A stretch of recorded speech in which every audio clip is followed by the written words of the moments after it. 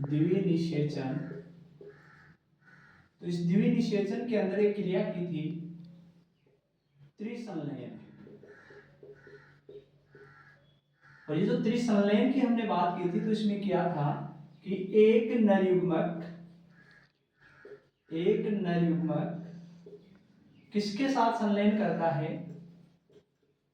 केंद्रीय कोशिका के साथ संलयन करता है। केंद्रीय कोशिका के साथ संलयन करता है और इसके संलयन के द्वारा एक त्रिगुणित संरचना बनती है जिसे हमने नाम दिया था प्राइमरी एंडोस्पर्म न्यूक्लियस, प्राथमिक भ्रूणपोष केंद्र का।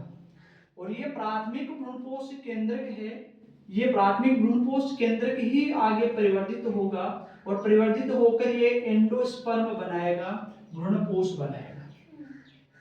ये भ्रूणपोष जो होता है, यह भ्रूणपोष भ्रूण को पोषण प्रदान करता है। भ्रूण को क्या प्रदान करेगा? पोषण। कि भ्रूण जो परिवर्तित हो रहा है, भ्रूण इस भ्रूणपोष से ही क्या लेता है? पोषण लेता है। ठीक है। भ्रूणपोष जो है, भ्रूणपोष 3 प्रकार का होता है। एक तो होता है इसमें केंद्रकीय भ्रूणपोष होता है, एक होता है कोशिकीय भ्रूणपोष, और तीसरा प्रकार होता है हिलोबियल। 3 प्रकार का भ्रूणपोष, केंद्रकीय भ्रूणपोष, कोशिकीय भ्रूणपोष और कौन सा होता है? हिलोबियल भ्रूणपोष होता है। देखिए, केंद्रकीय प्रकार का भ्रूणपोष की हम बात करें पहले। केंद्रकीय प्रकार का भ्रूणपोष देखो,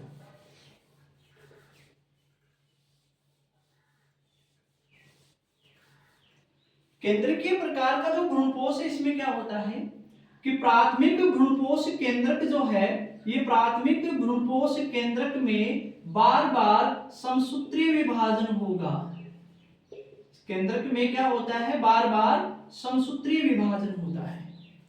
और बार बार समसूत्रीय विभाजन जब होगा तो यहां पर असंख्य केंद्रकों का क्या हो जाता है? निर्माण हो जाता है। असंख्य क्या बन जाएंगे? केंद्रक बन जाएंगे। इसका मतलब क्या हुआ कि इसके अंदर केवल कैरियोकाइनेसिस होता है, केवल कैरियोकाइनेसिस होता है। मतलब क्या हुआ? केवल किसमें? केंद्रक में विभाजन होता है, इसमें साइटोकाइनेसिस नहीं होता। इसके अंदर कोशिका द्रव्य में विभाजन नहीं होता। और जब कैरियोकाइनेसिस ही होगा तो यहाँ पर क्या बन जाएंगे? असंख्य क्या बन जाते हैं? ये केंद्रक बन जाते हैं। कहीं भी कोशिका भित्ति का निर्माण नहीं हो रहा, केवल केंद्रक ही बन रहे, कोशिका भित्ति नहीं बन रही। अब देखो, इसमें क्या होगा कि मध्य जो भाग होता है, जब ये परिपक्व हो रहा है तो इसके मध्य भाग के अंदर, इसके मध्य भाग में एक बड़ी रिक्तिका बन जाती है। और बड़ी रिक्तिका बनने के कारण सभी केंद्रक जो हैं, ये सभी केंद्रक इसकी भित्ति की ओर व्यवस्थित हो जाते हैं।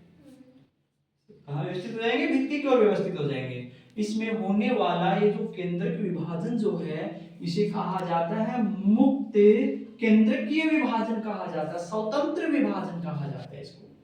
ठीक है, मुक्त केंद्रकीय विभाजन। मैं बात करूं तो नारियल जो है, इस नारियल में जो पानी जो होता है, ये पानी कौन सा भ्रूणपोष होता है? केंद्रकीय भ्रूणपोष होता है।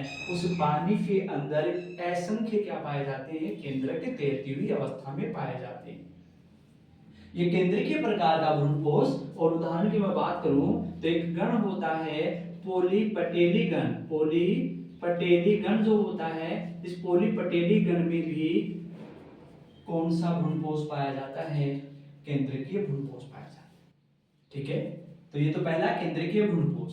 दूसरी मैं बात करूं, दूसरा है प्रकार अपना कोशिकीय